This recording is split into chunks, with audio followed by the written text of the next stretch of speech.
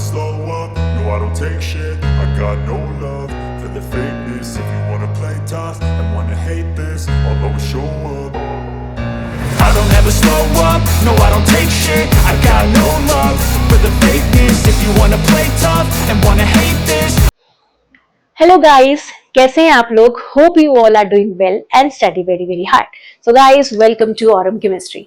So from today onwards till December 26 आपको Aurum chemistry पे CSN net का मैं ट्राई बेस गेट का पूरा सिलेबस कवर कराने की कोशिश करूंगी जितना मैं कर सकती हूँ.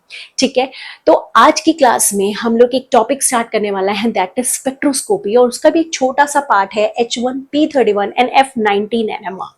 ठीक है, स्पेक्ट्रोस्कोपी से जनरली 25 और 30 मार्क्स का आ जाता है और उसमें से 8 मार्क्स का आपको इस स्पेक्ट्रोस्कोपी में से देखने को मिलता है. स्पेक्ट्रोस्कोपी को हम 3 पार्ट्स में स्टडी करते हैं, एक organic, inorganic and physical. Organic थोड़ी सी बड़ी है तो उसको नेक्स्ट हम उसी को स्टार्ट करेंगे. सबसे पहले इनऑर्गेनिक स्पेक्ट्रोस्कोपी का ये पार्ट करेंगे क्योंकि इससे आपके लास्ट 7 ईयर्स के आप पेपर उठा के देखेंगे, आपको ये क्वेश्चन डेफिनेटली देखने को मिलेगा, फॉर श्योर देखने को मिलेगा. एंड इट्स वेरी इजी, छोटा सा कॉन्सेप्ट लगाना है and you will get your answers. बस इसमें ये करना क्या है, खूब सारे क्वेश्चंस प्रैक्टिस करने हैं. आई विल ट्राई कि मैं सारे क्वेश्चंस आपकी क्लास में करवा देती हूँ.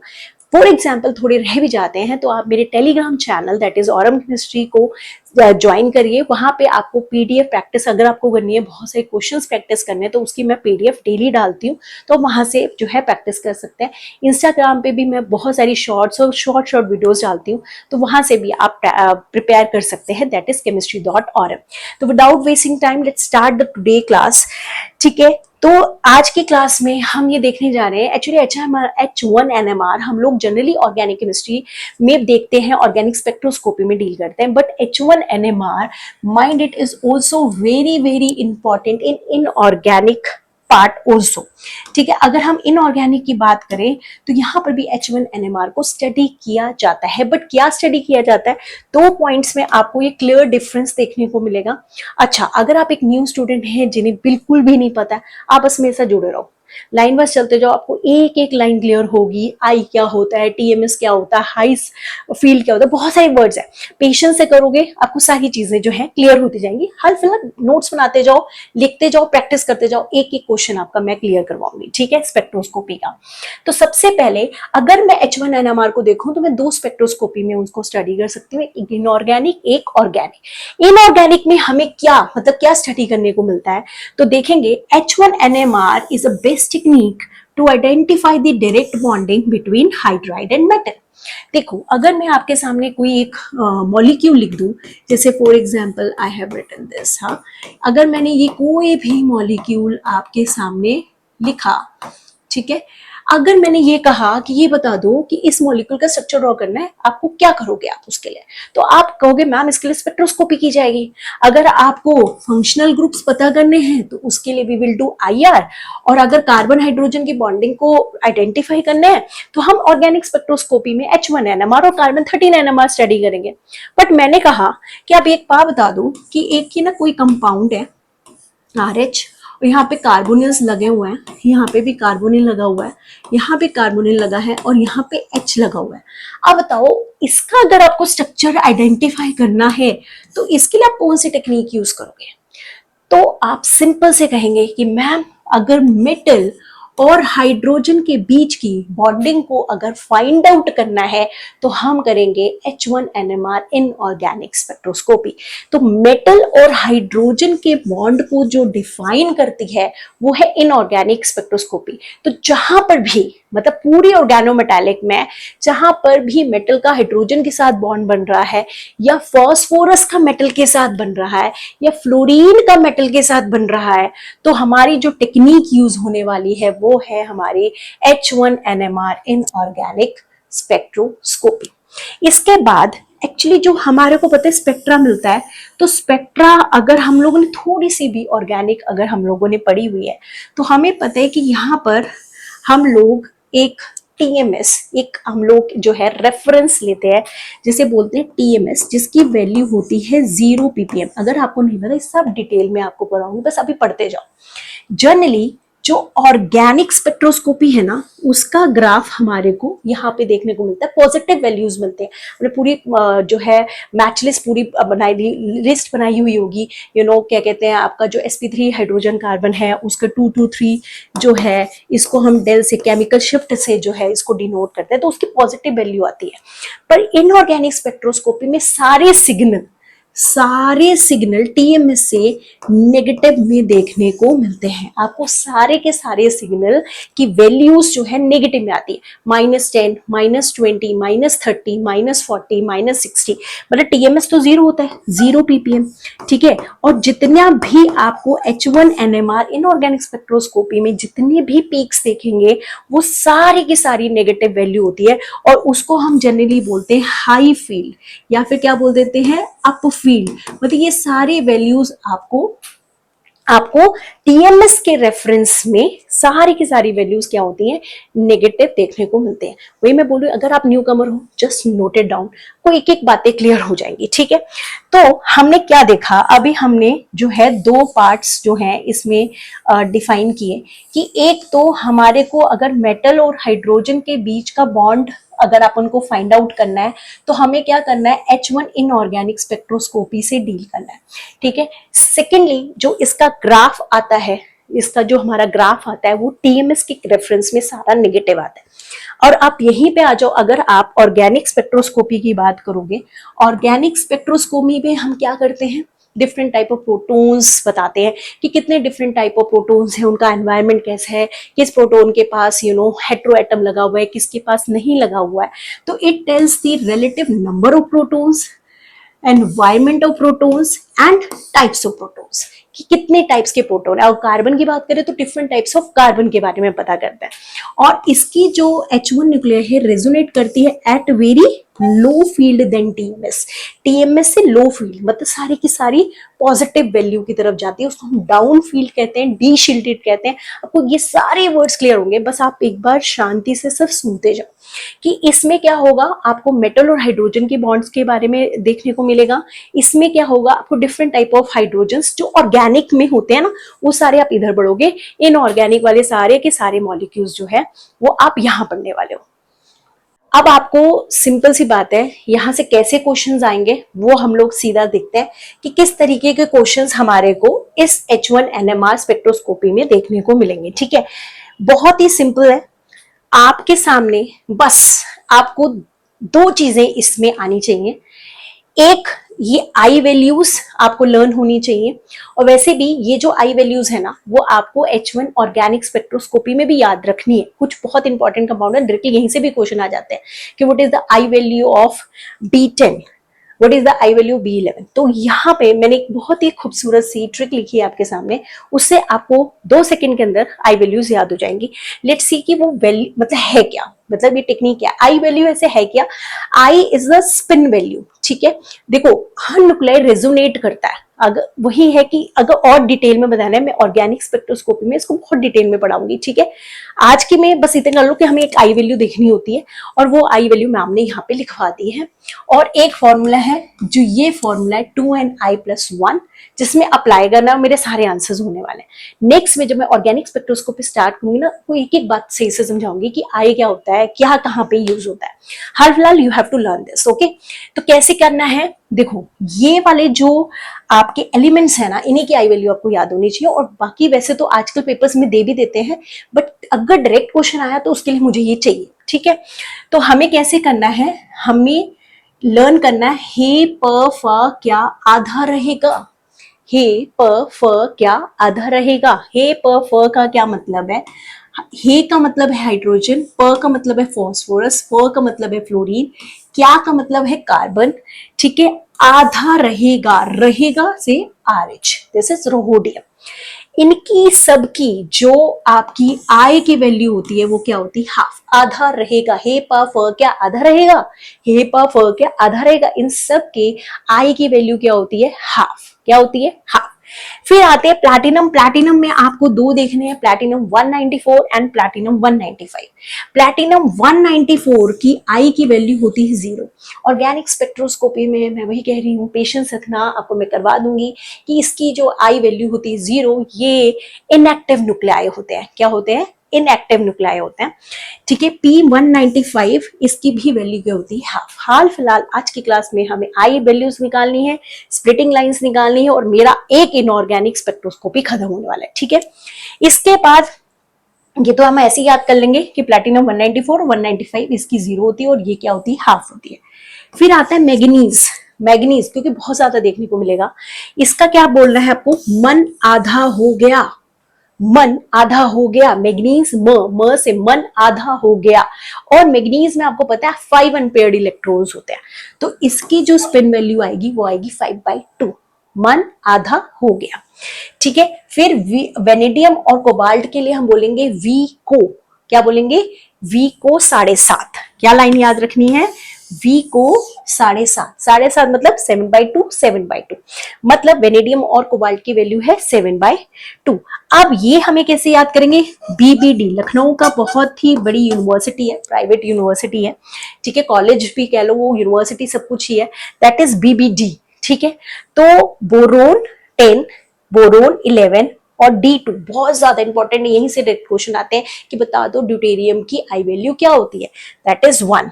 B10 की होती है 3, मतलब उसके नेक्स्ट वाले की आधी, मतलब 3/2। B10 is 3 and B11 is 3/2। That's it. I values मुझे लर्न हो गई। कैसे? ए है फा फा गया आधा रहेगा, हे प फा क्या आधा रहेगा। हाइड्रोजन, फॉस्फोर, फ्लोरीन, कार्बन, रेहेनियम की आई वैल्यूज क्या है? हाफ। प्लैटिनम में दो है, 194 और 195। 194 की 0 है, 195 की हाफ है। इसके बाद हमारे को मन आधा हो गया, मन आधा हो गया 5/2 मैग्नीज। वी को 7.5, वी को 7.5। BBD 3, 3/2 and 1। बस दैट्स इट, हमको लर्न हो गया। अब हम अपने सारे क्वेश्चंस पे अप्लाई करेंगे। इस पूरी क्लास का जो रामबाण फॉर्मूला है, दैट इज आपके सामने लिखा है मैंने, 2Ni+1। अब ये कैसे अप्लाई करना है, ये अब हम अपने देखते हैं नेट पे। ठीक है। सो गाइस, अब हम लोग स्टार्ट करते हैं हमारे क्वेश्चंस करना। ठीक है। आपके सामने मैंने फर्स्ट क्वेश्चन लिखा हुआ है, H1 NMR of HRHCN5 3 negative. देखो ये जितने भी इनऑर्गेनिक स्पेक्ट्रोस्कोपी है, या पे ऑर्गेनोमेटालिक कंपाउंड से ही रिलेटेड इसके क्वेश्चंस आएंगे। ठीक है। तो आपको इसका स्ट्रक्चर ड्रॉ करना आना चाहिए। अगर आपको स्ट्रक्चर ड्रॉ करना नहीं आता है तो आप ऑर्गेनोमेटालिक की सीरीज देख लीजिए, वहां पे मैंने बताया कि how to draw the structure. वैसे मैं आपको ट्रिक्स भी बताती रहूंगी। जैसे कि देखो यहाँ पे लिगेंड है 5 और एक ये हाइड्रोजन है, तो 6 लिगेंड्स हो गए इसके पास, मेटल के पास। तो जनरली जब कोऑर्डिनेशन नंबर आपका जो होता है 6 होता है ना, तो ऑक्टाहेड्रल जो है आपको ड्रॉ करना होता है। उसका जो आपका स्ट्रक्चर होता है वो होता है ऑक्टाहेड्रल। देखो स्ट्रक्चर ड्रॉ करना बहुत बहुत ज्यादा जरूरी है, क्योंकि आपको वहीं से पता चलेगा कि इसकी स्प्लिटिंग होगी कि नहीं होगी। मतलब धीरे धीरे मैं आपको बताती हूँ कैसे करेंगे, वो मैं आपको बता रही हूँ। देखो अब इसमें हम क्या करेंगे, मेटल को लिख देंगे सेंटर पे। ठीक है। जो आपके साइड वाइज लिगेंड्स हैं जो सबसे ज्यादा है उनको हम इन प्लेन बना देंगे। तो CN आपका यहाँ पे बन गया, CN आपका यहाँ बन गया, 5th CN आपका यहाँ पे आ गया। अब यहाँ पे आ गया आपका हाइड्रोजन। इसको आप सेंटर से ज्वाइन ऐसे कर दीजिए। ठीक है। और इनको भी आप कर सकते हो, ऐसे दिखा सकते हैं इंटरेक्शन। और ओवरऑल पे आपने बना दिया 3 नेगेटिव। अब आपको H1 NMR बताना है। ध्यान से सुनो, एक एक स्टेप को ध्यान से सुनना है, करना कैसे। तो जब हमें जो भी NMR निकालना होगा, H1 निकालना होगा, तो हम क्या लिखेंगे, J ऑफ H1 NMR। ठीक है। फॉर एग्जाम्पल फ्लोरीन का निकालना है तो हम क्या लिख देंगे, J ऑफ फ्लोरीन 19। ठीक है। अगर मान लो हमारे को निकालने पड़ेगा फॉस्फोरस का, तो हम क्या लिख देंगे, JP31। मतलब जिसका NMR निकालना है ना, वो हमें पहले लिखना है। ठीक है। अब ये देखना है कि इस न्यूक्लियाई की इंटरैक्शन, इस न्यूक्लियाई की इंटरैक्शन मेरी किन और फर्दर एक्टिव न्यूक्लियाई के साथ हो रही है। हमने RH की वैल्यू अभी पढ़ी है। RH की वैल्यू क्या होती है, हाफ होती है, मतलब ये एक एक्टिव न्यूक्लियाई है। आपको कंपाउंड में देखना है कि कितने एक्टिव न्यूक्लियाई, जितने एक्टिव न्यूक्लियाई होते हैं वो दूसरे एक्टिव न्यूक्लियाई को उसकी लाइंस को स्प्लिट करते हैं। क्या करते हैं, स्प्लिट करते हैं, जिनकी वजह से हमें स्पेक्ट्रा देखने को मिलता है। स्पेक्ट्रा के अंदर फर्दर स्प्लिटिंग देखने को मिलती है। मान लो यहाँ पे कोई एक्टिव न्यूक्लियाई नहीं होता, कोई भी ऐसा न्यूक्लियाई होता जो इनएक्टिव है। फॉर एग्जाम्पल मैंने जैसे अभी प्लैटिनम ही लिखा था, प्लैटिनम 134 वाला होता तो सिंपल हाइड्रोजन की एक सिंगल पीक हमको देखने को मिल जाती, क्योंकि फर्दर कोई भी एक्टिव न्यूक्लियाई नहीं है जो इसको फर्दर स्प्लिट कर सकता है। पर अगर हाइड्रोजन को छोड़ के, फ्लोरीन को छोड़ के, फास्फोरस को छोड़ के कोई भी एक्टिव न्यूक्लियाई आपके मॉलिक्यूल में है तो वो हाइड्रोजन की जो सिंगल पीक है ना उसको वो फर्दर स्प्लिट करेगा। ट्रिपलेट में कर सकता है, डबलेट में कर सकता है, क्वार्टेट में कर सकता है, ठीक है। पर लिखने का तरीका आपका क्या होगा, इसको आप यहां पे लिखेंगे JH1, ठीक है। सबसे पहले ये लिखेंगे, इसके बाद ये किससे स्प्लिट हो रहा है, ये स्प्लिट हो रहा है आपका RS से। किससे स्प्लिट हो रहा है, RS से। बस ये पहली लाइन लिखनी है, JH1 by RH। जिसका HR नंबर आपको निकालना है उसको पहले लिखना है, जिससे स्प्लिट हो रहा है उसको बाद में लिखना है। अब ध्यान से सुनो, हमें फॉर्मूला लगाना है 2ni+1। तो 2 इंटू, अब ये n क्या है, यहां पे है n is the number of atom जो कि स्प्लिट कर रहा है। अब जैसे यह मेटल है तो आप नंबर ऑफ मेटल भी लिख सकते हो, तो n आप क्या लिख दोगे, जैसे मान लो कि नंबर ऑफ मेटल लिख दो, या फिर हम इसको और भी इन शॉर्ट लिख सकते हैं n को नंबर ऑफ एक्टिव न्यूक्लियाई, जो भी न्यूक्लियाई वो कितने नंबर में है, ठीक है। तो नंबर ऑफ एक्टिव न्यूक्लियाई जो कि वो स्प्लिट कर रहा है, ठीक है, एक्टिव न्यूक्लियाई। जैसे यहां पे एक्टिव न्यूक्लियाई कौन है, RH कितने हैं, 1 है, तो यहां पर n की वैल्यू हो गई 1।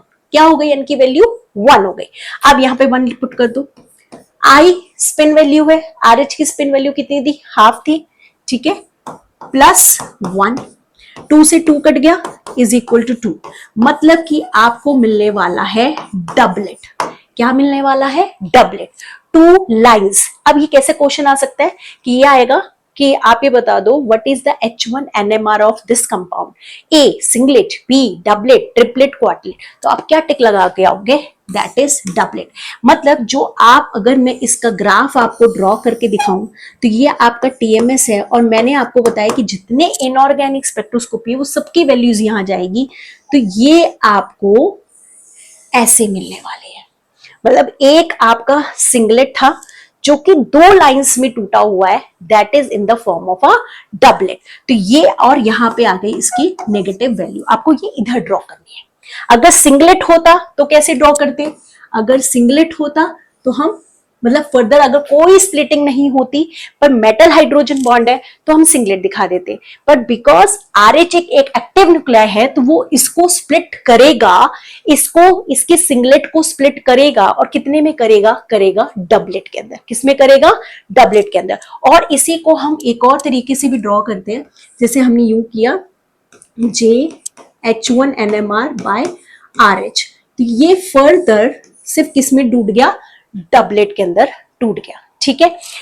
तो आपको सिंपल सी बात है, क्या करना है फिर से सुन लो, ये आपका कोई भी देखो, जैसे जैसे धीरे धीरे करोगे ना, धीरे धीरे मतलब take a deep breath, question को दोबारा करो, फिर अप्लाई करो, you will do it, okay. अब ये क्वेश्चन है H1 NMR of HRSCN5 3 negative, ठीक है। हमें पहले क्या करना है, स्ट्रक्चर ड्रॉ करना है, फिर ये देखना है कि हाइड्रोजन क्या मेटल के साथ डायरेक्टेड बॉन्डेड है या नहीं है। तो हमने देखा हाँ डायरेक्टली बॉन्डेड है, पर कैसे पता चला होगा, इनऑर्गेनिक स्पेक्ट्रोस्कोपी से पता चला, क्योंकि आपको पीक में सिंगलेट नहीं मिला। अगर सिंगलेट मिला होता तो ये शायद डायरेक्टली बॉन्डेड नहीं होता, वो फर्दर उसको डबलेट में मिला, मतलब RH जो है H के साथ डायरेक्टली बॉन्डेड है। अब वो डबलेट है, ट्रिपलेट है, कितनी उसने स्प्लिटिंग की है RH ने, वो हम कैसे फाइंड आउट करेंगे, 2n+i से, ठीक है। यहाँ पे n क्या है, n क्या है, नंबर ऑफ, आप ये कह लो नंबर ऑफ एक्टिव न्यूक्लियाई जो कि उसको स्प्लिट कर रहा है, जो कि उसको स्प्लिट कर रहा है। जैसे कि RH H को स्प्लिट कर रहा था तो इसकी वैल्यू RH कितनी है, अभी हम नेक्स्ट में आपको और क्लियर होगा, ठीक है। I, इसी RH का I वैल्यू क्या है, हमें पता है क्या है, हाफ है, पेपर वाला देता है नहीं देता मुझे पता है, RH की वैल्यू क्या है, हाफ, तो हाफ लिखा प्लस दैट इज डबलेट। और हमें ड्रॉ कहां करना है, TMS के हमारे को अपफील्ड में, इसको बोलते हैं अपफील्ड, इसको बोलते हैं अपफील्ड, अपफील्ड में इसको ड्रॉ करना है। ठीक है, धीरे धीरे क्वेश्चंस करोगे, सीएस नेट के प्रीवियस ईयर क्वेश्चन करेंगे, आपको ये टॉपिक बिल्कुल क्लियर हो जाने वाला है। ठीक है, अब हम करते हैं अपना नेक्स्ट क्वेश्चन। देखो सामने देखो, बहुत ही अच्छा क्वेश्चन है। H1 NMR ऑफ, मैंने यही बनाया है, HRHOPMe2 4Cl। ठीक है, डायग्राम मैंने वैसे ही ड्रॉ कर दिया, मैंने आपको बताई है 4, 5 एंड 6। अगर 6 आपका कोऑर्डिनेशन नंबर है तो आपको उसको ऑक्टाहेड्रली ही ड्रॉ करना है। ठीक है, तो मैंने यहाँ पे ड्रॉ कर दिया। अब ध्यान से सुनो, पूछा क्या है, H1 NMR। ठीक है, तो सबसे पहले लिखेंगे JH1। अब देखेंगे कि कितने एक्टिव न्यूक्लियाई हैं इसके पास। आपको पता है यहाँ पे है RH, ये भी एक्टिव न्यूक्लियाई है, और यहाँ पे है फॉस्फोरस, ये भी एक्टिव न्यूक्लियाई, इसकी भी स्पिन वैल्यू, जिसकी भी आई की वैल्यू 0 से ज्यादा होती है, 1, हाफ, 3/2, 5, कुछ भी 0 को छोड़ के अगर कोई भी वैल्यू है तो वो NMR एक्टिव है। ठीक है, तो इसकी भी वैल्यू होती है। ठीक है, इसकी भी हाफ है, इसकी भी हाफ है, मतलब ये दोनों H को स्प्लिट करने वाले हैं। तो पहले हम किसके थ्रू दिखाएंगे?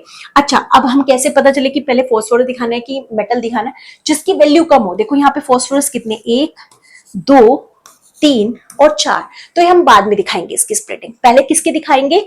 जो कि डायरेक्टली बॉन्डेड है और कम है। एक और डायरेक्टली बॉन्डेड होना चाहिए, HRH के साथ डायरेक्टली बॉन्डेड है, इनकी भी इंटरेक्शन हो रही है, क्योंकि 4 बॉन्ड प्लेन में है, हाइड्रोजन ऊपर है, तो ये हाइड्रोजन इसके साथ भी सिस में है, इसके साथ भी सिस में, इसके साथ भी सिस में, इसके साथ भी सिस में, इंटरेक्शन तो हो रहा है, थोड़ा दूर है। ठीक है, इसे हम बोलते हैं J, कपलिंग कांस्टेंट। ठीक है, एक एक चीज सब ध्यान से पढ़ेंगे, बस अभी ये समझ लो, ये डायरेक्टली बॉन्डेड नहीं है। डायरेक्टली बॉन्डिंग ये वाला बॉन्ड है, ये वाला बॉन्ड देखो, पहले RH आएगा, फिर ये आएगा, फिर ऑक्सीजन आएगा, फिर P आएगा, तब ये इंटरेक्ट करेगा। ठीक है, तो सबसे पहले हम लिखेंगे JH1। अब इसकी स्प्लिटिंग दिखाएंगे हम RH के साथ। किसके साथ दिखाएंगे? RH के साथ। लगा दो जी फॉर्मूला, 2Ni+1, मैंने बोला था 2 इंटू नंबर ऑफ एटम्स जो कि RH है, RH कितना है 1, 1 इंटू हाफ प्लस 1, काट दो, क्या मिलेगा? डबलेट। इसको बोलते हैं डबलेट, या फिर बोल सकते हो 2 लाइंस। जनरली ये यूज नहीं होता है, डबलेट ही यूज होता है। मतलब H1 स्प्लिट हो रहा है RS से इन डबलेट। तो हम ड्रॉ कैसे करेंगे? इसे ट्री डायग्राम कहते हैं कि डबलेट में मैंने इसको स्प्लिट कर दिया, और यहां पे क्या लिखना है? JH1 बाय RH, जिसने उसको किसमें कर दिया? डबलेट में इसको स्प्लिट कर दिया। अब हम फॉर्मूला लगाएंगे फॉस्फोरस के ऊपर। किसके ऊपर लगाएंगे? फॉस्फोरस। अब देखो कहां तक कपलिंग कांस्टेंट अलाउड है। ये हो गया एक बॉन्ड, ये हो गया दूसरा बॉन्ड, ये हो गया 3 बॉन्ड, तो 3 बॉन्ड। ठीक है, और 3 एटम। वैसे जनरली 2 बॉन्ड्स होता है, 2 बॉन्ड मैं इसलिए बोल रही हूं क्योंकि ये एक बॉन्ड है और ये एक बॉन्ड है। H का एक्चुअली ये वाला तो हम काउंट नहीं करेंगे, वैसे मैंने ये गलत किया, ये वाला इसको हटा दो, ये वाला हटा दो। ठीक है, एक मिनट, ये इंटरेक्शन कर रहा है फॉस्फोरस से। अब फॉस्फोरस तक पहुंचने के लिए पहला बॉन्ड तो ये है, दूसरा बॉन्ड ये है ना, तो बॉन्ड हो गए 2, 2 बॉन्ड हो और 3 एटम हो, तो इतना जो है यहाँ पे कपलिंग कांस्टेंट अलाउड होता है, मतलब इतने डिस्टेंस तक कपलिंग कर सकता है। अगर मान लो P यहां होता ना, यहां होता, तो आपकी कपलिंग पॉसिबल नहीं होती। मतलब कि आपके 3 एटम होने चाहिए, जैसे RHOP 3 एटम हो गए, 2 बॉन्ड्स हो गए, तो यहां तक कपलिंग पॉसिबल है। और ये मैंने आपको एक्सट्रीम वाला क्वेश्चन करा दिया है कि एक्सट्रीम क्वेश्चन है, इससे ज्यादा वाला आएगा नहीं कि जहां पे आपको पता चले कि स्प्लिटिंग हो रही है कि नहीं हो रही है। तो यहां होगी, क्या बोला? 2 बॉन्ड और 3 एटम अगर होंगे तो स्प्लिटिंग होगी, मतलब यहां तक स्प्लिटिंग होगी। मतलब यहां एक एटम हो और यहां एटम है तो आपकी स्प्लिटिंग होगी, यहां होगा तो नहीं होगी। अब ये फॉस्फोरस है, मैंने क्या बताया? फॉस्फोरस यहाँ पे चारों है। ठीक है, इस हाइड्रोजन के लिए अगर यहाँ पे हाइड्रोजन है तो इस हाइड्रोजन के लिए ये भी डिस्टेंस बराबर है, ये भी डिस्टेंस बराबर है, ये भी डिस्टेंस बराबर है, ये भी डिस्टेंस बराबर है। मतलब ये चारों फॉस्फोरस एक जैसे इस हाइड्रोजन के लिए। ठीक है, तो फॉस्फोरस की वैल्यू कितनी हो गई? क्योंकि आगे क्वेश्चन जब आप करोगे ना, मैं वही कह रही हूँ, जितने क्वेश्चन करोगे इस स्पेक्ट्रोस्कोपी में उतना क्लियर होगा। आगे आप देखोगे 2 फॉस्फोरस एक जैसे हैं, 2 फॉस्फोरस एक जैसे हैं। इसीलिए मैं कह रही हूँ इसको बिल्कुल स्किप नहीं करना है, हर क्वेश्चन को देखना है, इस वीडियो को पूरा देखना है, then only you will do all the type of questions. अभी हाल फिलहाल क्योंकि ये चारों प्लेन में, और एक और भी आप ट्रिक लिख सकते हो कि अगर स्क्वायर के अंदर चारों एटम्स हैं, ठीक है, यहां पर नहीं है ऑक्टाहेड्रल में, या तो यहां पे नहीं है, तो वो चारों एक जैसे होंगे, वो चारों क्या होंगे, एक जैसे होंगे, तो मतलब ये चारों तो हमारे एक जैसे हैं। तो यहां पर n की वैल्यू क्या हो गई 4, n की वैल्यू क्या हो गई 4। तो अब हम कैसे लिखें, जैसे हमने यहां पे लिखा है, थोड़ा सा मैं इसको इरेज कर देती हूँ, ठीक है, क्योंकि ये वाला तो आप कर चुके हो, हम डबलेट भी बना चुके हैं, ठीक है। अब हम लिखेंगे JH1 बाय फॉस्फोरस 31 बाय, हम लिखेंगे J, मैंने बोला जिसका स्पेक्ट्रा निकालना है, जिसके थ्रू स्प्लिटिंग है, ऐसे लिखना है, ठीक है। और फॉर्मूला लगाएंगे 2ni प्लस 1, तो 2 इंटू n की वैल्यू हो गई 4 इंटू हाफ प्लस 1, 2 से 2 चल गया, ये हो गया 5, 5 का मतलब सॉरी हाँ 4 और plus 1 is 5, that is quintet, इसको क्विंटेट, ठीक है। तो इसकी वजह से फर्दर 5 लाइंस में ये डिवाइड होगा, मतलब कि यहां पर आप इसको 5 लाइंस में इसको फर्दर स्प्लिट करोगे, इसको भी फर्दर 5 में स्प्लिट करोगे, और यहां लिख दोगे J of H1 bye phosphorus 31, इसी तरह J of H1 bye phosphorus 31। अब सुनो क्वेश्चन क्या आने वाला है, total number of lines of this molecule, total. तो हमें क्या करना होता है, इन शॉर्ट अगर आप वो ड्रॉ नहीं कर रहे हो, पिछले क्या आया था हमारा, डबलेट आया था ना, क्या आया था, डबलेट आया था, ठीक है। इन दोनों को कर देना होता है मल्टीप्लाई, तो 5 into 2 is equal to 10 lines. तो टोटल हमें नंबर ऑफ लाइंस इसमें कितनी मिलेंगी, 10 लाइंस मिलेंगी। आप इसको भी काउंट कर सकते हो, 5 यहाँ 5 यहाँ, तो टोटल कितनी हो गई हमारे को 10 लाइंस मिल गई। और कई बार कैसा आ जाता है, सुनो सुनो ध्यान से सुनो, आपको हो जाता है डबलेट ऑफ क्विंटेट, मतलब ये चीज, जो चीज पहले हुई है उसको लिखना है, फिर दूसरे को लिखना है, क्या लिखेंगे, doublet of quintet, doublet and quintet भी आ सकता है। तो आपको यहां से थोड़ा ओपन करके ये क्वेश्चंस करने हैं, एक बार फिर से देख लो, ये पूरा मॉलिक्यूल था, हमें इसको पहले ड्रॉ करेंगे, ड्रॉ करने के बाद हम ये देखेंगे इंटरैक्शन। तो सबसे पहले किसकी इंटरैक्शन करनी है, जो सबसे ज्यादा क्लोज है, डायरेक्टली बॉन्डेड है, पहले नंबर पे हम वो करेंगे, या उसकी अमाउंट कम है, जैसे RH एक ही था, P हमारे कितने थे, 4 थे, तो हमने लिख दिया JH1 बाय RH, तो उसका क्या निकला था, डबलेट। उसके बाद हम उसके लिए हमने एक ट्री डायग्राम करा दिया, दैट इज डबलेट। इसके बाद हम देखेंगे फॉस्फोरस, और वो भी कहां तक अलाउड होता है, 2 बॉन्ड और 3 एटम्स तक की चीजें अलाउड होती हैं, 2 बॉन्ड होने चाहिए उनके बीच में और 3 एटम्स का गैप होगा तब ये होगा। फिर हमने ये निकाला, तो इसका क्या आया, क्विंटेट, ठीक है। इन अगर टोटल नंबर ऑफ लाइंस आएंगी तो 10 लाइंस इसका आंसर आएगा, नहीं तो डबलेट ऑफ क्विंटेट भी हो सकता है, डबलेट एंड क्विंटेट भी हो सकता है, ठीक है। CSI नेट के ही मैं क्वेश्चंस आप लोगों को करवा रही हूँ, ठीक है।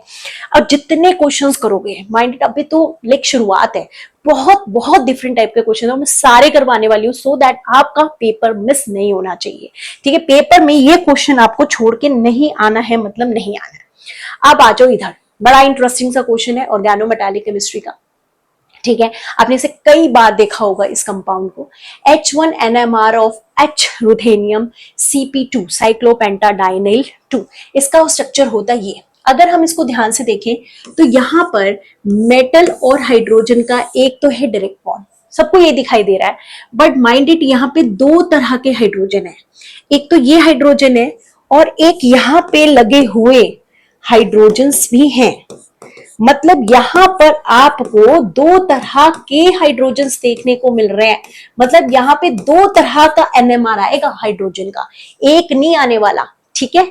ध्यान से सुनेंगे तो हमें क्वेश्चन क्या करना है, देखो मैंने आराम से करो, H1 NMR of this complex, H1 NMR of this complex, और इस तरीके का डायग्राम आपको देखने को मिल जाएगा, कि बता दो कौन सा डायग्राम आएगा इसके ऊपर।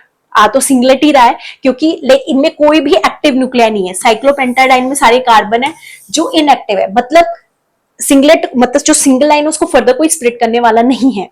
पर इसमें 2 तरह के हाइड्रोजन है, एक जो कि डायरेक्टली बॉन्डेड है, एक जो कि डायरेक्टली बॉन्डेड है, ठीक है, और एक जो इनडायरेक्टली बॉन्डेड है। देखो ना, ये रुथेनियम है, ये कार्बन है, इस कार्बन के साथ ये फर्दर कार्बन है, और ये हाइड्रोजन के साथ जुड़े हुए, मतलब ये इनडायरेक्टली है। तो इन सबको हम नाम दे देंगे HB, क्या नाम दे देंगे, HB। ठीक है, तो हम यहाँ पे क्या करेंगे, सबसे पहले लिखेंगे J। जब H1 NMR निकालना है तो वो पहले लिखेंगे। अब A, अच्छा मैम आप ये क्यों लिख रहे हो, क्योंकि इससे तो फर्दर स्प्लिटिंग ही नहीं है, कोई एक्टिव न्यूक्लियाई नहीं है। तो ये बात तो बिल्कुल सही है, तब तो ये लिखने की हमारे को बिल्कुल जरूरत नहीं है, क्योंकि इसके अंदर कोई भी आपका एक्टिव न्यूक्लियाई नहीं है। जो रुथेनियम है, रुथेनियम ना कि रेहेनियम, रेहेनियम नहीं था, रेहेनियम है आई एक्टिव, रुथेनियम नहीं है। ठीक है, तो ruthenium is not a active nuclei, तो ये तो है नहीं। तो अब क्या कहें, तो होगा क्या, बस यहां पर इस हाइड्रोजन की वजह से एक सिंगलेट देखने को मिलेगा और इन सारे हाइड्रोजन्स के वजह से एक सिंगलेट देखने को मिलेगा। पर क्योंकि ये मेटल के साथ बॉन्डेड है, तो मैंने बताया था जब भी मेटल के साथ बॉन्डेड होता है तो टीएमएस से वैल्यूज नेगेटिव की तरफ जाती हैं। तो ये वाला मैंने HA के लिए बना दिया। ठीक है, और यहां पर वी है 1 2 3 4 5 6 7 8, हमारे पास 8 जो है हाइड्रोजन है, जिनकी वजह से we got a broad spectra. और क्योंकि वो मेटल से डायरेक्टली बॉन्डेड नहीं है, इसलिए उनकी वैल्यू क्या आई, आपकी थोड़ी सी डाउन फील्ड आई, थोड़ी सी पॉजिटिव आई। इसको हम बोलते हैं डाउन फील्ड। थोड़ा थोड़ा लर्न करो, सब आपको समझ में आ जाएगा। डाउन फील्ड, और इसी को बोलते हैं डी शील्डेड, डी शील्डेड। ठीक है, और इसको क्या बोलते हैं हम, अप फील्ड। ठीक है, तो इस क्वेश्चन में क्या आना था, सिंपल सी बात है, we got 2 type of peaks. एक आपको थोड़ी अप फील्ड पे मिलेगी, जो कि माइनस, इसलिए मैंने ये डायग्राम लिखवाया है क्योंकि यहाँ पे इस वैल्यू से क्वेश्चन आ जाते हैं। ये डाउन फील्ड 5 to 6 ppm है और ये आपका -15 ppm है। ठीक है, जितने जितने क्वेश्चंस करोगे नए नए कॉन्सेप्ट देखने को मिलेंगे। अब नेक्स्ट क्लास, सो गाइज अब नेक्स्ट क्वेश्चन पे मूव करते हैं। अब हम CSI नेट का क्वेश्चन करेंगे। ठीक है, ये मैंने आपके सामने लिखा है।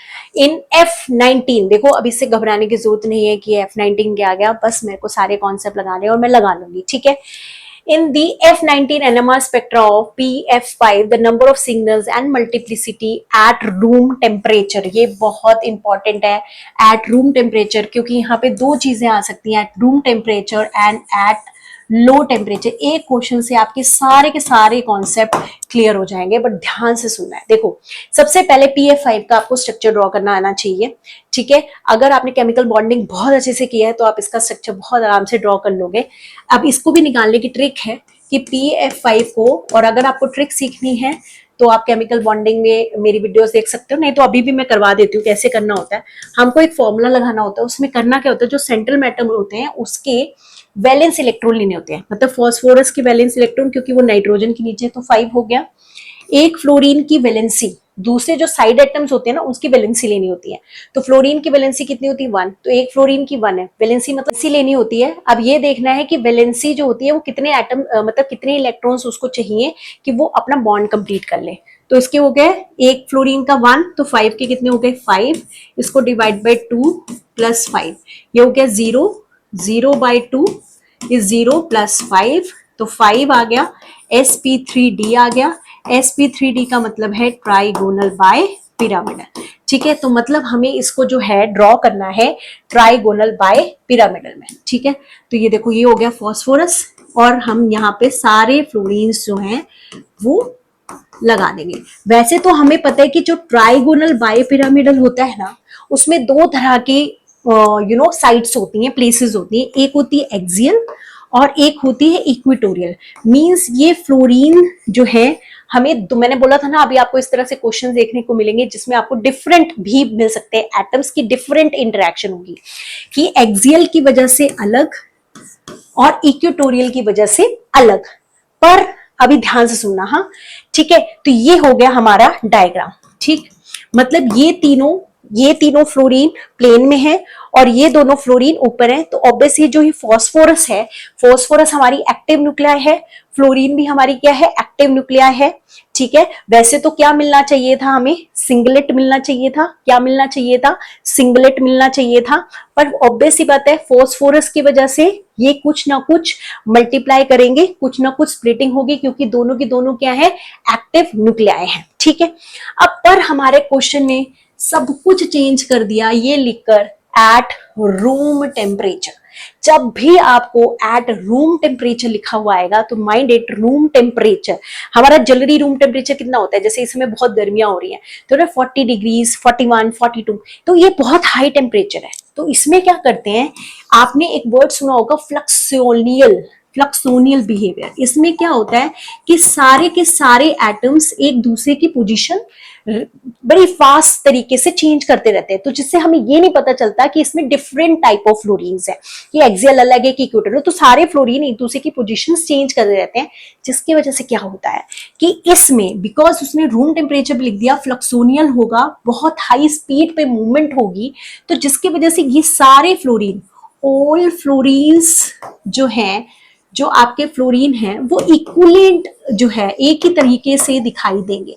तो जिसकी वजह से क्या होगा कि अब हमारे सारे फ्लोरीन एक जैसे हो गए। डिफरेंट होते वो भी मैं अभी करवाऊंगी कैसा होगा अगर लो टेम्परेचर हो तो क्या होगा। अभी हाल फिलहाल हम ये कह रहे हैं रूम टेम्परेचर क्या होता है, टेम्परेचर हाई होता है, तो जिसकी वजह से एक्सियल, इक्वेटोरियल, ये आपस में पोजीशंस एक्सचेंज करते रहते हैं, जिसकी वजह से हमें ये नहीं पता चलता कौन सा इक्वेटोरियल है कौन सा एक्सियल है। ये सारे के सारे फ्लोरीन एक जैसा बिहेव करते हैं। कैसा बिहेव करते हैं, एक जैसा बिहेव करते हैं। अब मैंने बोला हमें निकालना है, जो भी हमें निकालना हो, हमें F19 NMR निकालना है।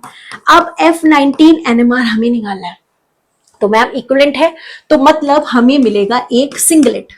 सारे के सारे फ्लोरीन से हमें क्या मिलने वाला है, एक सिग्नल बड़ा सा मिलने वाला है, बिल्कुल डन। तो इसका अगर आंसर होगा नंबर ऑफ सिग्नल्स, तो भाई हमें मिलने वाला है सिग्नलेट, क्योंकि रूम टेम्परेचर पे ये एक दूसरे की पोजीशन बहुत ही फास्ट तरीके से एक्सचेंज करेंगे, तो we will get a singlet, that is done. अब ये तो हो गया सिंगलेट। अब हमारे को ये दिखाना है क्योंकि ये एक एक्टिव न्यूक्लियाई है, ये आपका क्या है, एक एक्टिव न्यूक्लियाई है, ये हमारा एक्टिव न्यूक्लियाई है। तो क्या ये इस सिंगलेट को क्या फर्दर फर्दर डिवाइड करेगा, फर्दर स्प्लिट करेगा, तो हम बोलेंगे कि यस। तो हम वही लिखने वाले JF19 बाय P31, ठीक है। तो ये क्या हो जाएगा 2Ni+1, तो 2 इंटू फॉस्फोरस 1 ही है, I की वैल्यू उसकी होती है हाफ प्लस 1, 2 से 2 कट गया, दैट इज डबलेट। मतलब जो हमारी ये जो सिंगल हमें जो मिलेगी लाइन, जो हमें सिंगल लाइन मिलेगी, वो सिंगल नहीं मिलने वाली है, वो हमें थोड़ी सी दो लाइंस के फॉर्म में मिलेगी, एक डबलेट के फॉर्म में हमें मिलने वाला है सिग्नल, ठीक है। बात समझ में आ गई है, क्लियर हो गया। फिर से देख लो, F ये हमारा CSN नेट का क्वेश्चन है, इसमें पूछा था कि सिग्नल्स बता दो, मल्टीप्लिसिटी बता दो, तो मल्टीप्लिसिटी का आंसर हो जाएगा डबलेट। तो मतलब आपको टिक लगाना था सिंगलेट, मतलब सिंगलेट एंड डबलेट, मतलब आपको सिग्नल तो मिलेगा एक, पर वो फर्दर दो छोटी छोटी पीक्स में, कई बार इसको ऐसे भी ड्रॉ कर देते हैं, ऐसे ड्रॉ किया, दो लाइंस में ड्रॉ कर दिया ऐसे, क्योंकि मैं आपको क्वेश्चंस दिखाऊंगी CSN नेट में, वहां पर आपको इस तरह के डायग्राम्स देखने को मिलेंगे, ठीक है। तो दिस आपको इस तरीके से भी मिल सकता है, इस तरीके से मिलता है, तो आंसर हो जाएगा इसका क्या आ जाएगा, सिंगलेट एंड डबलेट। अब मैंने कहा कि ठीक है, ये एट रूम टेम्परेचर लिखा हुआ है, क्या लिखा हुआ है, एट रूम टेम्परेचर लिखा हुआ है, लेजर को थोड़ा बढ़ा देते हैं, इसको लिखा हुआ है एट रूम टेम्परेचर। अगर ये लिखा होता लो टेम्परेचर, तो क्या मैम यही आंसर होने वाला था, तो बेटा ये आंसर नहीं होने वाला था। अगर ये लिखा होता लो टेम्परेचर, और ये भी बहुत बार आता है कि लो टेम्परेचर पे बता दो कि आपको कैसा सिग्नल मिलेगा और कैसी मल्टीप्लिसिटी मिलेगी, ठीक है। तो अगर लो टेम्परेचर होता तो क्या होता, यही फॉस्फोरस होता, डायग्राम तो चलो ऐसा ही होना था, पर होता क्या, एक्सियल वाले फ्लोरीन, क्योंकि लो टेम्परेचर पे क्या होता है, जब टेम्परेचर बहुत डाउन होता है तो बॉन्ड्स की मूवमेंट नहीं हो पाती, रिस्ट्रिक्ट हो जाती है, तो वो अपनी पोजीशन पे फिक्स हो जाते हैं। तो एक्सियल वाले अलग दिखते हैं, इक्वेटोरियल वाले अलग दिखते हैं, ठीक है, इक्वेटोरियल वाले अलग दिखते हैं। तो अगर इनका मुझे F19 NMR बताना होता तो हम कैसे बनाते कि F एक्सियल बाय P31, इसका अलग दिखने को मिलता, और F equatorial F equatorial by P31 हमारे को अलग देखने को मिलता। देखो फ्लोरीन तो एक्टिव है नहीं, तो ये तो आपस में इंटरेक्ट नहीं करेंगे, तो ये सिर्फ P31 से करेंगे, क्योंकि F एक्सियल अब बिल्कुल इनके बॉन्ड क्या हो गए हैं, फिक्स हो गए हैं। लो टेम्परेचर पे क्या हो जाता है, बॉन्ड बिल्कुल फिक्स हो जाते हैं, रिस्ट्रिक्ट हो जाते हैं। तो हमें एक्सियल अलग दिखाई दे रहे हैं, इक्वेटोरियल, तो एक्सियल की अलग पीक देखने को मिलेगी और इक्वेटोरियल की अलग। अभी पीछे में क्या था कि सारे एक जैसे थे, तो हमें एक सिंगलेट मिल गई थी और वो फर्दर डबलेट में टूटी हुई थी। इसमें हमें सिंगलेट नहीं मिलेगा, सिंगलेट नहीं मिलेगा। हमारे को यहां पर दो पीक्स देखने को मिलेंगी, एक एक्सियल की वजह से और एक इक्वेटोरियल की वजह से, और उनमें क्या क्या होगा वो देखते हैं। जैसे आप इसमें फॉर्मूला लगाओ 2ni+1, 2 इंटू, पर बाई चांस फॉस्फोरस के थ्रू ही है तो ये तो वैल्यू 1 ही हो गई, आई की वैल्यू हाफ हो गई +1, तो ये आ गया आपका डबलेट। मतलब हमें दो सिग्नल देखने को मिलेंगे। अभी मैं ना अभी फिर से बताऊंगी, ठीक है। ये हो गया, इसको लिए भी निकालो 2ni+1, 2 इंटू एन की वैल्यू 1, इसकी वैल्यू हाफ +1, तो ये भी आ गया आपका डबलेट। मतलब इसकी जो पीक आएगी वो भी डबलेट होगी, इसकी भी जो पीक आएगी वो भी डबलेट होगी। मैं बताती हूँ कैसे करना है। जैसे यहाँ पे इसको मैं ड्रॉ इरेज करती हूँ, ठीक है।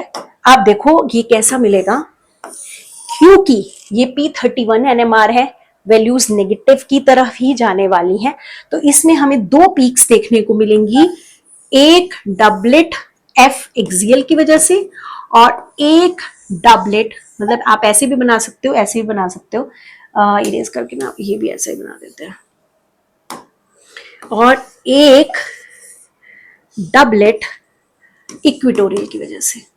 ये कब है, जब लो टेम्परेचर है, ये 0 और यहाँ पे वैल्यूज नेगेटिव। और जो हमें पीछे क्वेश्चन था, अगर रूम टेम्परेचर पे होता तो हमें एक ही सिंगल पीक मिलनी थी, ठीक है। ये 0 और ये नेगेटिव, ठीक है, एक ही हमें अच्छा हाँ एक ही मिलनी थी, पर वो फर्दर जो है वो डबलेट में टूटनी थी, ये रह गया। एक सेकेंड इरेज करेंगे, मतलब एक ही मिलनी की डबलेट, ठीक है। क्लियर हुआ कि नहीं हुआ? अगर देखो मेरे हिसाब से एक बार आराम से देखो, सारी स्पिन वैल्यूज को एक बार आज याद करो। पहले मुझे लग रहा था कि मैं बहुत सारे क्वेश्चन देखो लेकर आई थी, अभी मैंने 8, 9, 10, 11, ठीक है, ये स्लाइड्स थी, और मेरे CSI नेट के भी क्वेश्चंस कराने थे, और कुछ क्वेश्चंस मेरे को आपको ऑरम केमिस्ट्री के में भी आपको देना था टेलीग्राम में, पर मुझे लग रहा है वीडियो बहुत लॉन्ग हो गई है, तो ये क्वेश्चंस जो हैं मैं अभी क्या करूंगी, इसका एक और पार्ट बनेगा। मुझे लग रहा था एक ही पार्ट में हो जाएगा, बट एक पार्ट में नहीं हुआ, दो पार्ट्स आएंगे। थर्ड में मैं CSI नेट के क्वेश्चंस फ्रॉम 19 to 25 तक डील करूंगी। देखो जितने क्वेश्चंस करोगे उतना ही ये कॉन्सेप्ट क्लियर होगा, ठीक है। अब नेक्स्ट में क्या करेंगे, क्योंकि एक बार कॉन्सेप्ट तो हमारे को समझ में आ गया है कि कुछ नहीं करना, स्पेक्ट्रा निकालना है, स्प्लिटिंग्स निकालनी है। अगर मैं इन शॉर्ट रिवाइज करूं तो आज की क्लास में हमने क्या किया कि हमारे को एक्टिव न्यूक्लियाइज दे रखे हैं दो, अगर वो सिंगल खुद ही एक्टिव न्यूक्लियाई है तो उसकी तो एक सिंगल पीक आने वाली है, बट अगर एक और एक्टिव न्यूक्लियाई है, दूसरा भी एक्टिव न्यूक्लियाई है, तो ये दोनों एक दूसरे से इंटरेक्ट करेंगे। जिसका NMR निकालना है उसे हमें पहले लिखना है, जैसे JH1 बाय P31। तो P की वैल्यू लिख के हमें ये देखना है कि ये जो H की सिंगलेट आ रही थी क्या वो फर्दर स्प्लिट होगी कि नहीं होगी। अगर एक्टिव होगी तो वो भी उसको फर्दर स्प्लिट करेगा, और वही बस वो आंसर आएगा कि डबलेट एंड क्वार्टेट और क्या कहते हैं टोटल नंबर ऑफ लाइंस, उसमें हम दोनों को मल्टीप्लाई कर देंगे, ठीक है। इस तरीके से इन शॉर्ट हमने आज की क्लास में देखा। अब नेक्स्ट क्लास में इसके बहुत सारे पहले प्रैक्टिस क्वेश्चंस करेंगे जो कि नेट में आए हुए हैं, गेट में आए हुए हैं, ठीक है। और फिर उसके वो क्वेश्चंस करोगे जो 19 से लेके 25 तक जो है वो आए हुए हैं, क्योंकि ये बहुत आराम से चलने वाला टॉपिक है ना। तो हम 3 वीडियो में इस टॉपिक को, इनऑर्गेनिक स्पेक्ट्रोस्कोपी को खत्म कर देंगे। होप गाइज आपको कुछ समझ में आया होगा। अगर आपको समझ आया तो कमेंट करिए और बूस्ट करिए हमारे चैनल को, that is Aurum chemistry, and this is for this video. Thank you so much.